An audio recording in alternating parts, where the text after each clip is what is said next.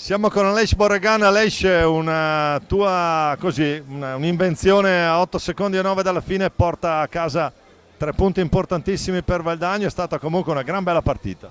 Sì, è stata una bella partita, è stato un lavoro di tutta la squadra e alla fine è potuto fare questa giocata e abbiamo vinto, ma è stato un lavoro di tutta la partita.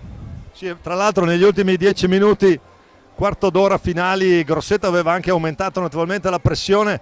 Ormai la partita sembrava incanalata verso tutto sommato un pareggio che ci stava. Poi secondo me la volontà, la voglia di farcela, anche perché c'era questa bella curva nord come sempre. Sì, sì, la curva sempre sta con noi e non abbiamo mollato fino alla fine e grazie a questo abbiamo conseguito i 3 punti. Bene, adesso continuiamo, buon lavoro. Sapete che Grosseto lo rincontreremo anche in VS Cup.